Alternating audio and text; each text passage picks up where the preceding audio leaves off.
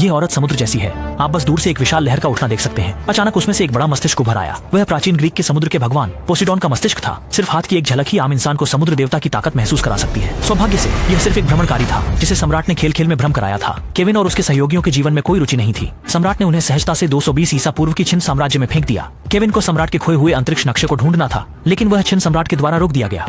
इस समय महान दीवार की नींव ही डाली गई थी। अगर केविन और उसके साथी उस पार कर जाते तो यह आक्रमण का उदाहरण बन जाता। जैसे ही सैनिकों की सख्त पंक्ति थी, चोरों ने पाया कि उनका लक्ष्य पहले से ही छावनी में घुस गया था। उनके सामने फिर से समय सुरंग से भागने का विकल्प था। केविन ने भविष्यवक्ता की ताकत का प्रदर्शन किया और छिन्न सम्राट के सामने इंद्रधनुषी एक हंसी उड़ाई। उसने कहा कि महान दीवार भविष्य में दुनिया के 7 आश्चर्यों में से एक बनेगी। इसे 4 लाख पत्थरों से बनाया गया है और इसे बनने में 2000 साल लगे हैं। दूसरी ओर उसे इस वक्त की जल्दी नहीं थी। यह सुनकर छिन्न का सम्राट ने कुछ गुस्सा जाहिर किया। सौभाग्य से चोरों को आखिरकार जाने की अनुमति मिल गई। चलने से पहले केविन ने सम्राट को एक बार फिर आशीर्वाद दिया। मुझ पर विश्वास करो, सब कुछ ठीक होगा।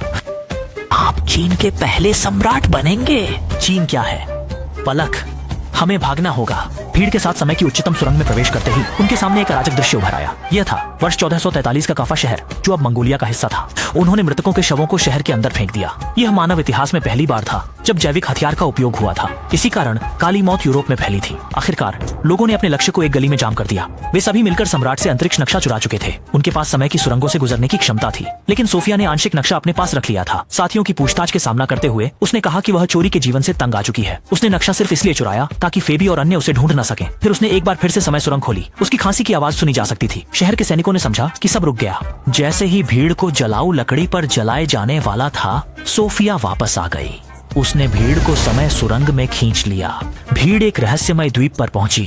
जब फेबी ने सोफिया के घर का पता लगाया तो जमीन में भूकंप आने लगा। लोग समुद्र की ओर भागे। एक बड़े मस्तिष्क को धीरे धीरे समुद्र से उठते देखा। वह द्वीप दरअसल एक विशालकाय की टोपी थी।